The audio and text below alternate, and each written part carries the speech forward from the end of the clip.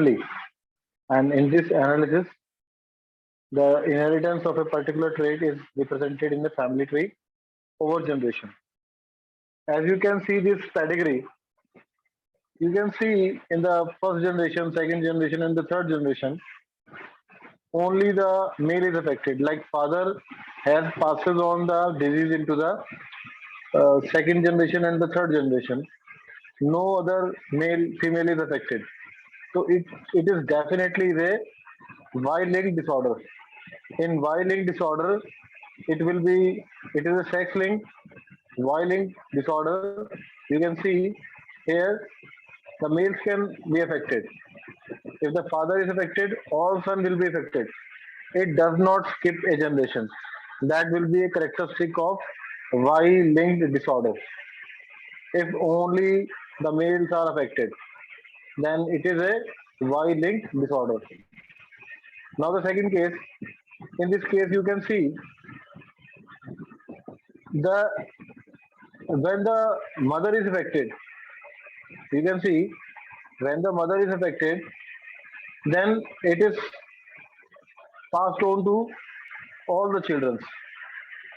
You can see in this is in the case of mitochondrial disorders because we get mitochondria from the mother only. When there is a formation of zygote, the sperm contribute only the nucleus. Rest all the parts it is from the maternal side. So in mitochondrial disorder, it is only passed if the mother is affected. If the mother is affected, all offspring will be affected. If the father is affected, that he does not pass it into the offspring. So that is in the case of mitochondrial disorder. The condition is कि जितने भी बच्चे होंगे, if the mother is affected, all will be affected. The next one is you can see here. First of all, it is a dominant or recessive. What do you say? If you see the lower one, like the second or third generation, the parents are non-affected, but still they are having two daughters. One is affected, one is not affected. So that is a clear sign of recessive disorder. Because when the parents are non-affected and the children are affected phenotypically, then it is a clear sign of recessive disorder. And why it is an autosomal disorder? Autosomal means the gene of this disease is present on the autosome. If it is present on the X chromosome, like Y chromosome, it is not there because Y will go only in the son. It also affect the daughter also. तो Y अगर ये X तो है ही नहीं, Y तो है ही नहीं. अगर ये X होता, अगर ये X लिंक होता, तो आप ये देखो कि X लिंक है. तो X लिंक अगर कंडीशन ये होती, तो ये अगर फादर इसमें हम दिखा रहे हैं कि फादर में प्रॉब्लम है, फादर का एक्स खराब है, फादर का एक्स खराब है, तो ये जो डॉटर्स हैं, ये डॉटर्स इसमें दो नॉर्मल हुई हैं. ठीक है, चलो इसमें एक एक आ गया. And the son which is he got from that and if it is like means it will not following the rule of X-linked disorder. That's why it comes under the autosomal recessive disorder because both parents are not express the traits. The recessive condition, the main point is that both parents cannot express the trait. However, if both are carrier, their offspring can express the trait. मतलब offspring के अंदर disease हो सकती है, लेकिन parents में अगर वो show नहीं कर रहा है, तो it means parents are heterozygous. Autosomal recessive disorders typically skip a generation. So affected offspring typically have unaffected parents. With an autosomal recessive disorder, both male and female are likely to be affected. X वाले में क्या होता है, ज्यादातर सन affected होते हैं क्योंकि disease जो है मदर से सन में जाती है. क्योंकि मेल में क्या प्रॉब्लम है कि अगर एक भी उन्हें एक्स खराब मिलेगा तो it will be they are not carrier. Males are not carrier in the X link recessive disorder. तो यहाँ पे आप इक्वल प्रोपोर्शन देख रहे हो, मेल फीमेल में इक्वल होती है. So it is an autosomal disorder. This one is dominant or recessive. As you can see, जहां भी बच्चे जिनमें प्रॉब्लम है उनके मदर या फादर में से एक अफेक्टेड है, तो that will follow the dominance. क्योंकि डोमिनेंस के केस में क्या था कि मदर या फादर में से एक अफेक्टेड होगा ही होगा अगर बच्चे अफेक्टेड है. तो it is a dominant autosomal dominant disorder that do not skip a generation. So affected offspring have affected parents. That is a condition. One parent must have the disorder for its offspring to be affected. This is a very important statement for the dominant condition, that one parent must have the disorder. अगर parent में disorder नहीं है किसी एक में भी, तो next generation में नहीं जा सकता. That is a condition in the case of dominant disorder. क्योंकि डोमिनेंट का मतलब यही है कि अगर एक भी उसके एलील में अगर फॉल्ट होगा तो वो एक्सप्रेस होगा. जैसे आप देख रहे हो इस वाले केस में जो राइट वाला है वहां पे मदर फादर अफेक्टेड नहीं है, तो उनके 2 बेबीज हुए, वो भी नॉर्मल है. तो अगर पेरेंट्स को नहीं है तो बच्चों को नहीं होगा. अगर पेरेंट्स को नहीं है बच्चों को हुआ है तो it mean this is recessive. Both male and females are equally likely to be affected in case of the autosomal. So it is an autosomal disorder.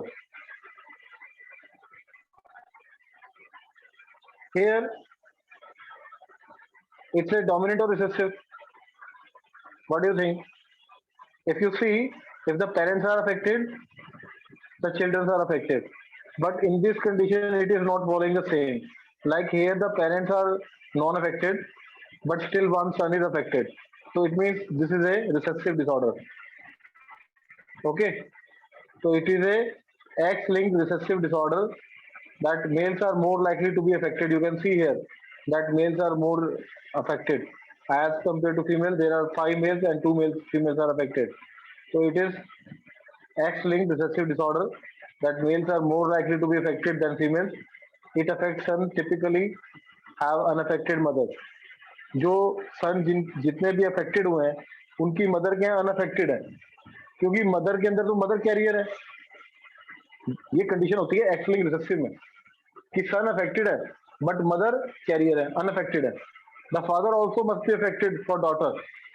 अगर डॉटर अफेक्टेड है तो फादर मस्ट बी अफेक्टेड. क्योंकि father daughter तभी affected हो सकती है x linked recessive में जब फादर 100% अफेक्टेड हो. क्योंकि डॉटर को जो कॉपीज मिलनी है एक मदर से एक फादर से, तो फादर के पास तो एक ही कॉपी आएगी एक्स की. अगर father must be affected for daughter to be affected and the mother must be affected or a carrier for the daughter to be affected. The disorder is also never passed from father to son. Father से son में आएगा ही नहीं, क्योंकि father से son में तो Y chromosome आएगा. It is transfer from mother to son और father to daughter. Only females can be carrier for the disorder. क्योंकि मेल तो कैरियर नहीं हो सकता, मेल पे तो एक ही एक्स क्रोमोसोम है. तो X-linked recessive disorder also typically skips a generation. Now this is a dominant or recessive. You can see here कि अगर पेरेंट्स को है तभी आगे है, अगर पेरेंट्स को नहीं है तो बच्चों को भी नहीं है. तो it mean this is a dominant disorder and it is X-linked. X-linked क्यों है? क्योंकि आप देख रहे हो कि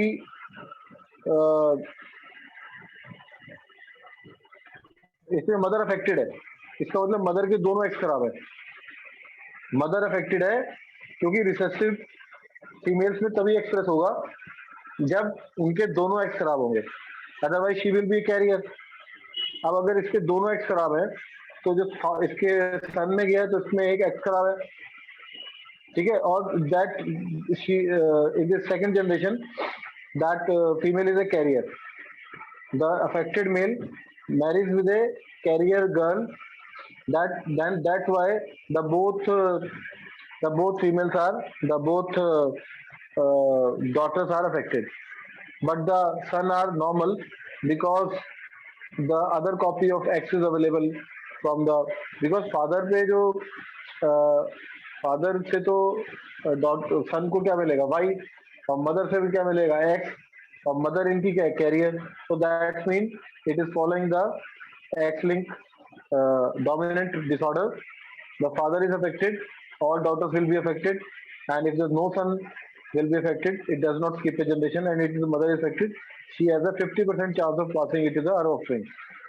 So अगर हम एक्स लिंक डोमिनेंट की बात करें तो एक्स लिंक डोमिनेंट में ये डोमिनेंट ट्रेट है, I am sorry it is not recessive. Dominant में अगर एक भी एक्स अगर खराब है तो it will express. You can see in all the generation it shows. So the next is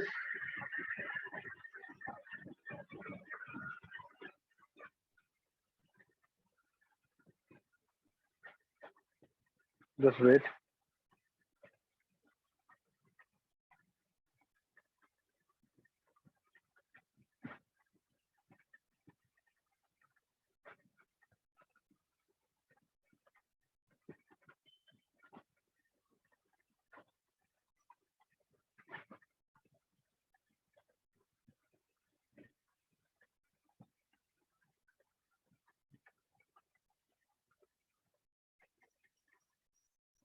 Yesterday, one student is asking me about the test cross. So, what is test cross? Test cross is a method to figure out the genotype of an organism. बेटा जो toll है, suppose toll में capital T भी हो सकता है और capital T small T भी हो सकता है. तो you know the only the phenotype, but genotype जो टॉल प्लांट्स है उसकी जीनोटाइप वो होमोजाइगस है या हेटेरोजाइगस है, उसको देखने के लिए हम करते हैं test cross. We want to test whether it is homozygous और हेटेरोजाइगस. क्योंकि जो रिसेसिव कैरेक्टर है उसकी तो हमें जीनोटाइप पता ही है. रिसेसिव कैरेक्टर फिनोटाइपिकली एक्सप्रेस तभी होगा जब वो होमोजाइगस होगा. बट जो डोमिनेंट कैरेक्टर है we don't know whether it is homozygous और हेटेरोजाइगस.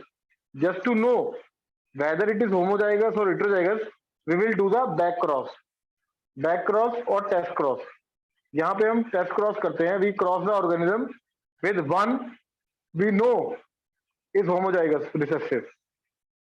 हम इंटेंशनली क्रॉस कराते हैं उसका होमोजाइगस रिसेसिव से. Then the phenotype of the can be attributed Soli to the gene that inherited from the unknown parent. अगर सारे के डोमिनेंट कैरेक्टर वाले आते हैं, if the unknown is WW like they are homozygous, all the progeny of the test cross will be the dominant progeny. चाहे वो heterozygous होगी but all will show the dominant character. जैसे अपनी book में दे रखा है वॉयलेट कलर दिखा रखा है. Violet colour flower is dominant over the white one. If the violet flower is there you don't know the genotype, you know the phenotype. That can be WW capital और capital W small w. So if you cross with capital W capital small w, अगर उसे small w से cross कराया तो अगर सारे के सारे कैपिटल W स्मॉल w आए तो इसका मतलब कि आपका जो प्लांट है वो होमोजाइगस है. और अगर आधे कैपिटल W स्मॉल w है और आधे स्मॉल w है तो इट मीन्स 1:1 का रेशियो है, तो आपका प्लांट हेटेरोजाइगस है. तो बेसिकली ये फिनोटाइप तो आप देख सकते हो, but just to know the genotype we will do the test cross of any plant where the dominant character is seen but you don't know whether it is homozygous or heterozygous. Okay,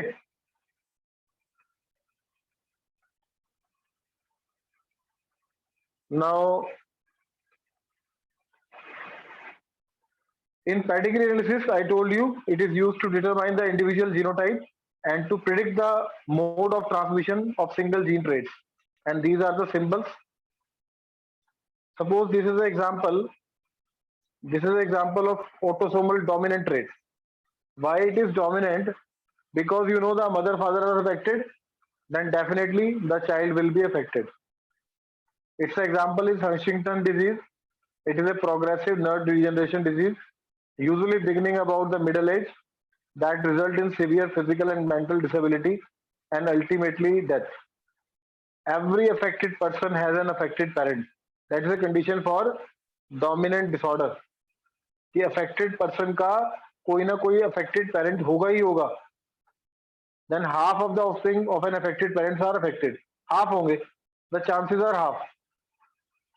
ठीक है, तो आप देख रहे हो कि dominant में क्या होता है कि अगर मदर फादर में से कोई भी एक में एक जीन है, मतलब अगर एक में भी डिजीज है तो डेफिनेटली बच्चों में होगी होगी, बट देर आर 50% चांस, क्योंकि 50% चांस क्या है, इनके पास दूसरी कॉपी तो फ्री है ना, क्योंकि एक ही कॉपी खराब है तो वो एक्सप्रेस हो रही है, but they are having a second copy also, so there are some chances that 50% babies they are getting the correct copy. Autosomal recessive में क्या होता है, देखो यहाँ पे मदर फादर को नहीं है बट बच्चों को है, तो this is example of recessive one, but why it is autosomal.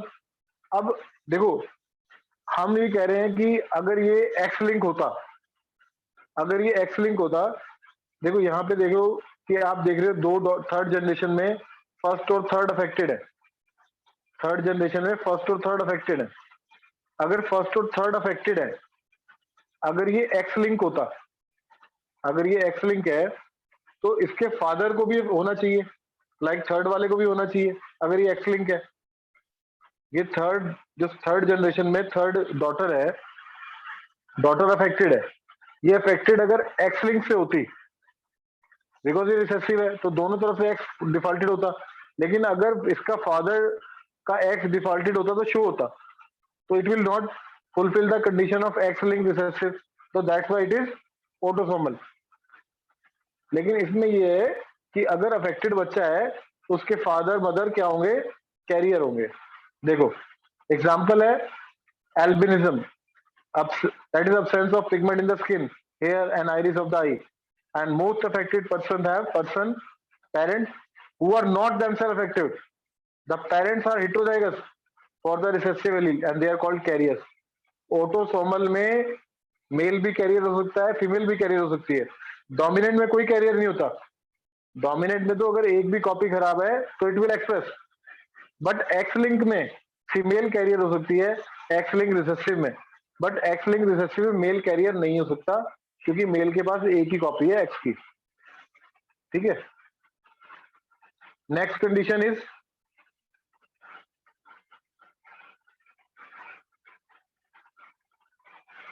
so this is dominant or recessive. Sir, actually this today lecture is more over interactive session, so kindly allow the students so that they can ask in between also, because it is a interactive sort of question, so kindly allow the students also so that they can ask in between.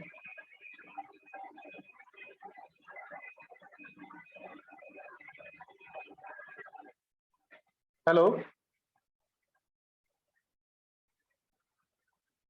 hello,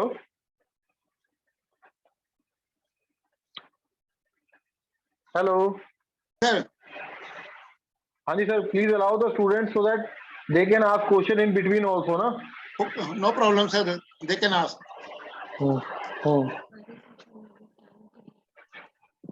बेटा tell me, this is recessive और dominant?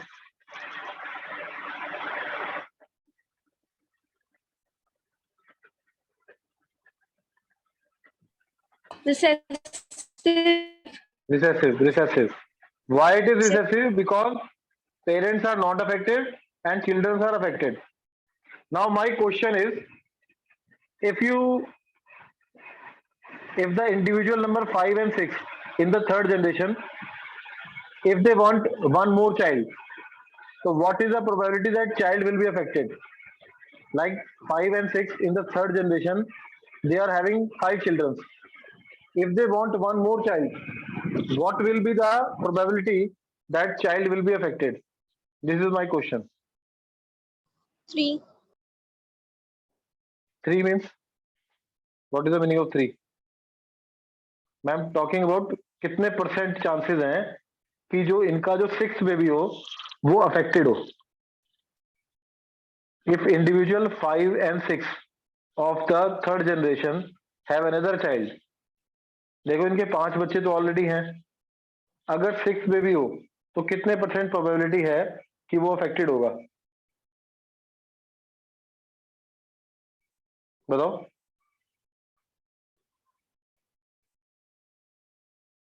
अच्छा, ये 5 और 6 जो है third generation में, ये homozygous है हेटेरोजाइगस है? 5 और 6 in the third generation are they homozygous और हेटेरोजाइगस? Heterozygous. हाँ, अगर ये हेटेरोजाइगस है, क्योंकि अगर ये हेटेरोजाइगस नहीं होंगे तो बच्चे तो डिजीज होगी नहीं उनमें, ये दोनों हेटेरोजाइगस है। अब देखो, जो बेबी के अंदर, जैसे हमने पढ़ा था मेंडल्स लॉ में, जो कैपिटल टी स्मॉल टी को अगर हम क्रॉस कराते हैं तो स्मॉल टी होने की प्रोबेबिलिटी कितनी है? 1/4। कैपिटल टी स्मॉल टी अगर हेटेरोजाइगस को सेल्फ क्रॉस कराया था हमने, तो वहां प्रोबेबिलिटी थी स्मॉल टी की 1/4। So there is a probability that the children affected is 1/4। ये देखो आप, अगर बेबी हम करते हैं तो इसमें प्रोबेबिलिटी कितनी आती है? 1/4। Okay, because both individuals are carriers, they are the heterozygous for the recessive allele, so there is 1/4 chance that the next child will be affected. समझ आया बेटा आपको? there is only 25% chance कि if अगर 5 और 6 पेरेंट्स हैं, इनका baby affected हो, तो there are only 1/4 125% chance. Is it okay or not? Yes, sir. अच्छा, अगर थर्ड जनरेशन में फर्स्ट और सेवन की मैरिज हो, थर्ड जनरेशन में फर्स्ट और सेवन की, then what is the probability they are getting the disease? Sir, it may be 50%. 50%? बेटे 50 तो वहां पे जो दोनों हेटेरोजाइगस हैं तब भी 50% नहीं हुई, तो ये कौन सा कोई जो फर्स्ट और सेवन वाले आपको क्या लग रहे हैं? दे आर होमोजाइगस और heterozygous? The in third generation, the parent number 1 and 7, if they were have to a child, what is the probability that the child will be affected? देखो, ये रिसेसिव डिसऑर्डर है, तो ये फर्स्ट और seven वाला, इसमें chances हैं ये कैरियर भी हो सकते हैं और ये चांसेस हैं कि ये नॉर्मल भी हो सकते हैं। ठीक है, तो there is a chances that 1/16। The answer is, देखो आप 50 कह रहे हो, how it is can be 50? There are two possibilities, both individuals are heterozygous. If you don't know कि whether they are heterozygous or normal, because इनसे ऊपर किसी पे डिजीज नहीं है, maximum they can be heterozygous. If the both individuals are heterozygous for the recessive allele, there is only 1/4 chance for the next children. But if there is half chance that the first one is carrier and a half chance that the third one is a carrier, and the fourth 1/4 chance that their baby would be the affected, so if they are carriers, so there is a 1/16 like type probability that they become the affected child. Now it is dominant or recessive?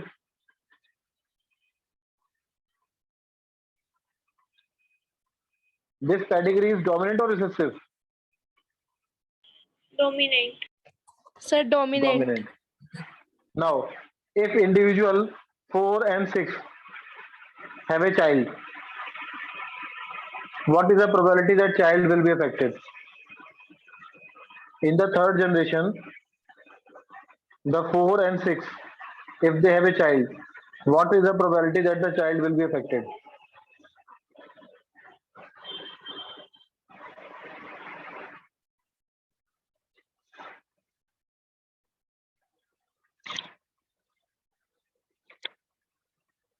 बताओ, अगर ये आपने answer सही दे दिया तो it means you will know कि what is the meaning of dominant, what is recessive, what is X linked, what is autosomal. इसका मुझे आंसर दे दो बस आप, what is the probability that the child will be affected? Yes,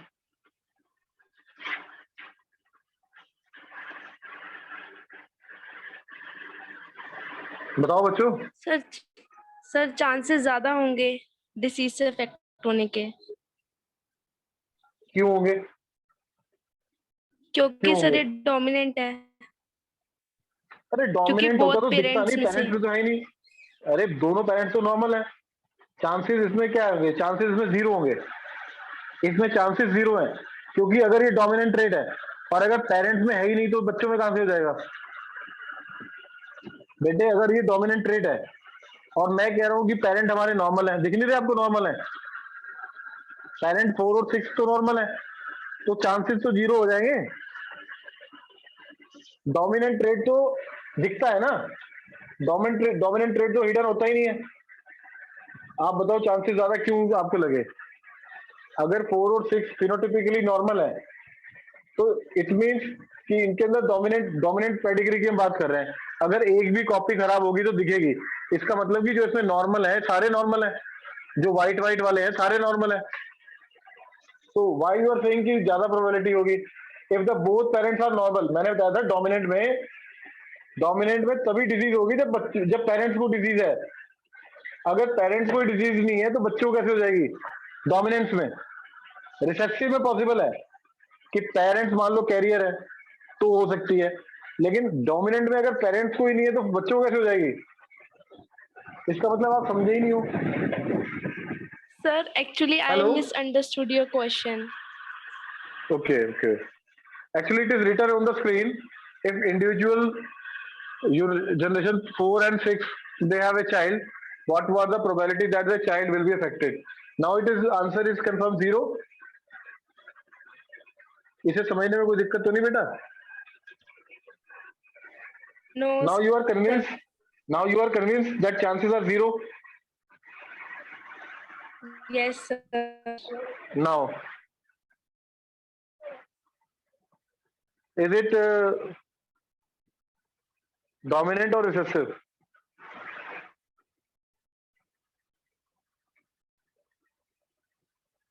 Dominant.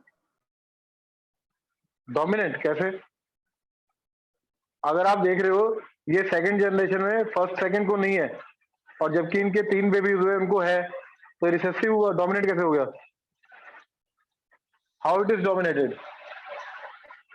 इसमें देखो ना, सेकंड जनरेशन में फर्स्ट सेकंड को नहीं है और इनके 3 बेबीज हैं, इसमें एक को हो गया, तो that can B only possible in the recessive. It is a recessive. आपको समझ आया कि नहीं रिसेसिव कैसे होता है? पेरेंट्स को नहीं है और अगर बच्चों को है तो इसमें कोई भी एक्सेप्शन नहीं, इट इज रिसेसिव। अगर पेरेंट्स को भी है बच्चों को भी है, that can be a dominant और that might be a chance कि रिसेसिव में भी हो सकता है। वो रिसेसिव में तब हो सकता है जब पेरेंट्स होमोजाइगस हो। अगर पेरेंट्स होमोजाइगस हैं only then it can be possible, otherwise अगर पेरेंट्स को नहीं है और बच्चों को है then it is definitely recessive. This one,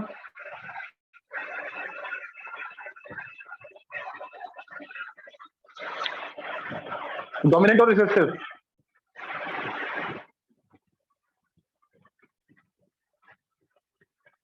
yes, is it dominant और रिसेसिव? Hello hello,